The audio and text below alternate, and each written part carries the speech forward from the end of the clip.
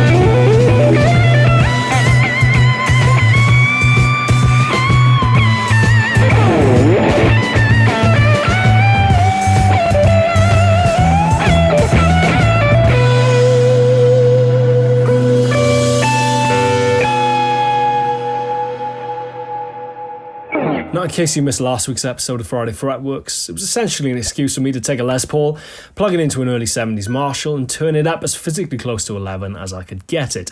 An unforgettable experience by any stretch of the imagination. I think my teeth are still vibrating slightly. But it did get me thinking. Us guitarists are a bit of a strange lot, famously conservative when it comes to our gear choice, and a little dismissive of things that either fall beyond our realm of understanding, or things that we don't necessarily associate as having been responsible for making the music that we love. Generally speaking, we're also very quick to draw a line in the sand as to where we stand on digital gear. Either for it or you're against it. And if the comments on this channel are anything to go by, there's very little room for middle ground. You're either a futuristic visionary embracing modernity, or you're an antiquated fuddy-duddy hell-bent on living in the past. The reality, I would suggest, as with most things, is somewhere in the middle. The digitization of music is near enough all-consuming, whether that's in the music that we make or the music that we consume, from effects pedals to the analog to digital conversion used in studios the world over. Whether you're listening to Spotify on your Bluetooth headphones, or whether you're listening to a vinyl on your Bang & Olufsen turntable, odds on that music would have been converted to zeros and ones at some point. And thus, surely it's just a case of not if we embrace digital, but when. Now, the first two effects pedals that I ever owned were very kindly bought for me not long after I started playing guitar by my old man from the pages of Soho Soundhouse. A Dennis Cornell Dallas Arbiter Fuzzface and a Korg AX 1500G. Polar opposites in nearly every respect, none more so than the simplicity or the complexity of their design. In the Fuzzface, one of the most primitive early analog pedal circuits ever made, and in the Korg, a multi-effects unit that at the time was very much at the cutting edge of digital technology. The point being that at a relatively young, impressionable age, I was exposed to both digital and analog forms of tone manipulation, and in my eyes, both were equally valid as one another. Fast forward to 2022 and I'm using kind of a modern day evolution of that early digital effects processing in a HX Stomp XL made by Line 6. Very much you can trace its DNA back to that groundbreaking pod that Line 6 introduced way back in 1998. I've incorporated it into my pedal boards and use it primarily for any modulation, like the harmonic tremolo that you heard in the intro jam of today's video, as well as any extra delays or reverbs or unusual effects that aren't necessarily covered by either my amps or the existing pedals on my pedal board. And at this point, it really is an integral part of my setup. I guess in theory, I could replace it with individual pedals that covered each respective sound from within the HX Stomp, but I guess to do so would be at a much bigger cost than the HX Stomp itself, and at a much bigger physical footprint than would be at all practical, and all done at the assumption that I don't like the sound of the HX Stomp, which I do. Genuinely, I really love it. It's also worth mentioning that it's placed after the Gig Rig G2 in my signal chain, which I guess technically means that at all times, at least after the G2, my signal is digital. But having done fairly kind of extensive A/B comparisons between having it in the chain and having it not in the chain, I can genuinely say that I can't tell the difference. Now, this next clip was taken from the recent Cardinal Black Tour in December. I think this specific clip was taken at the Shepherd's Bush Empire, where I'm using a Fender Pro reverb and a Victory Copper Deluxe as my backline, and then any additional delays or reverbs that you can hear are coming from the HX Stomp.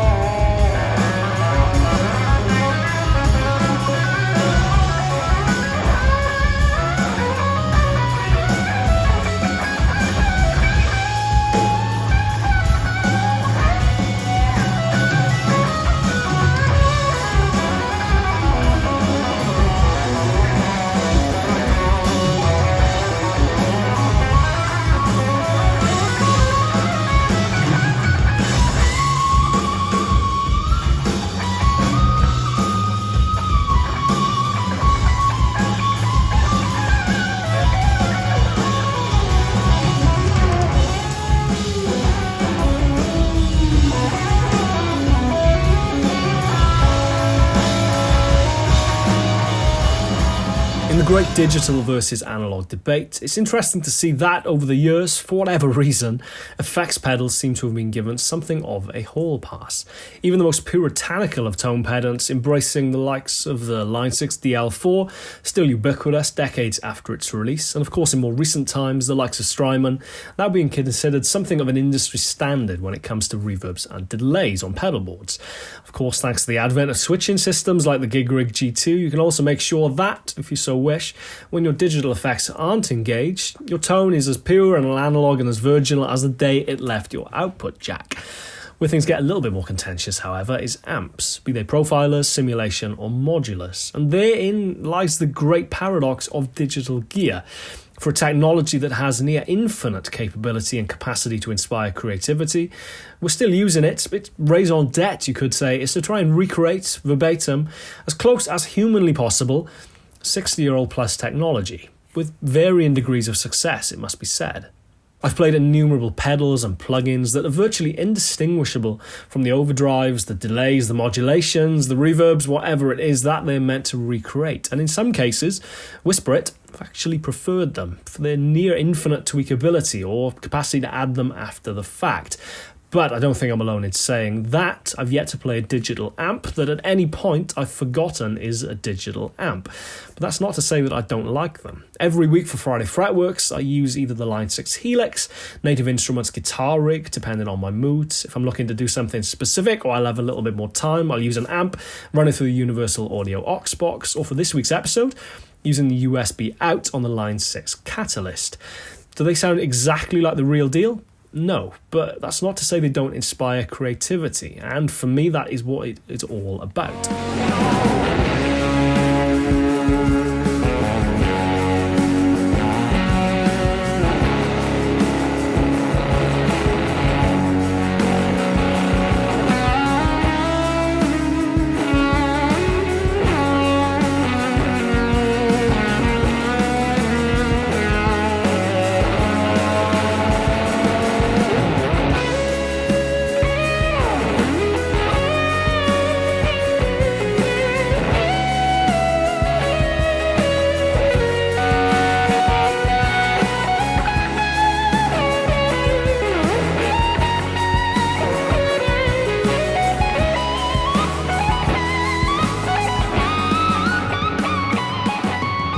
I guess all of this does beg the question, what is it the digital amps aren't getting quite right when, especially listening to blind A/B sound tests over YouTube, for example, they can undoubtedly sound indistinguishable from the real deal? Now the answer, unfortunately, is a bit of a cliche, and even more unfortunately is one of those buzzwords that gets used on a daily basis, but definitely rings true from my own personal experiences. Feel. They don't feel or respond like a real tube amp. Because ultimately they're not a tube amp. They're as close as humanly possible recreation of the sound of a tube amp at a particular moment in time. Not all of the inflections and idiosyncrasies that all of the components, capacitors, rectifiers, valves, etc.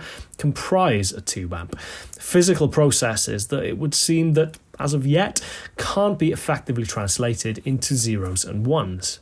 There is, however, one key parameter which I've found in most digital amp emulations, actually, which can go a long way to negating that sterile stiffness that you can associate with digital amp recreations. That, of course, being sag. Sag being that momentary compression that you get at the very front end of the note when you dig in running into a cranked valve amplifier. It's caused by a momentary drop in the power supply voltage and manifests in a lovely kind of squishiness under the fingers, for want of a better term, that ultimately makes you feel as though you're playing with the amp as opposed to playing against it. Now, of course, you don't get that with something like the Line 6 Catalyst because there's no valves to sag. But if you dive into the editor, much the same as with the Line 6 Helix, as I have done numerous times out of my own presets, you can really dial in that sag control to taste. Is it totally convincing? No, I guess still it is ultimately a digital recreation of a physical process, but can undoubtedly give you more of a kind of in the room with the amp type vibe and really helps enhance the overall experience.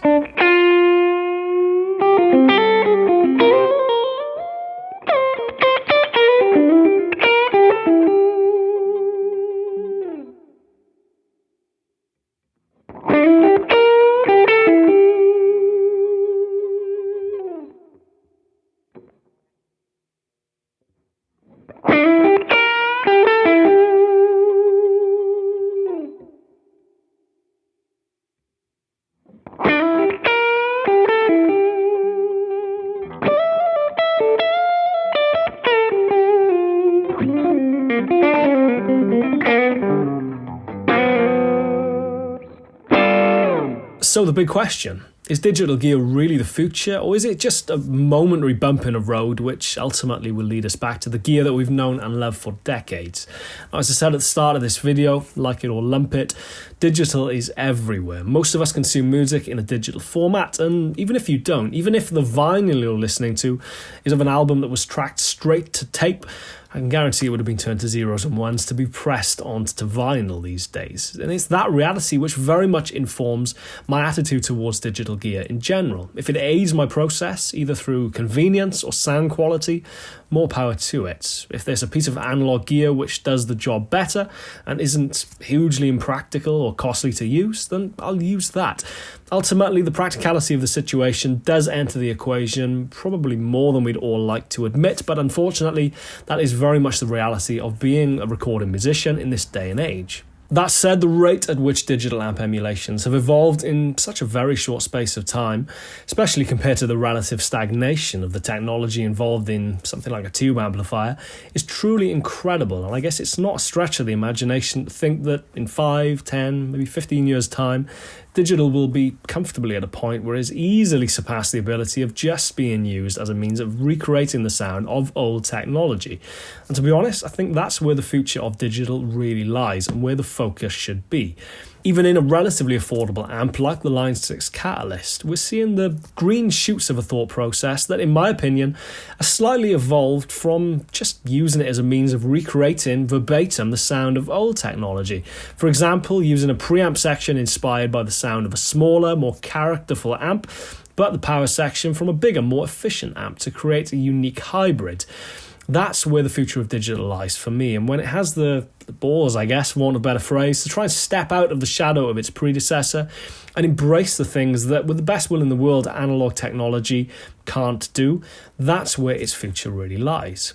In the meantime, it's kind of stuck in this perpetual state of chasing its own tail, constantly searching for something that, for the reasons we discussed earlier, all of the physical processes involved in valve amplifiers may ultimately prove to be unattainable, and in the meantime lives in this slight no man's land of guitarists still wanting the vibe and character and sound and feel of analog gear, but still wanting the convenience, affordability and reliability of modern digital gear. I guess ultimately it's just going to be a case of waiting to see how long that battle rages on and on which side of the fence people ultimately fall. As ever, I'm Chris Buck. Thank you very much for watching. This is Friday Fretworks. Please subscribe, hit the bell icon if you haven't already, and I shall see you next week for another episode. Cheers guys, take care, see you soon.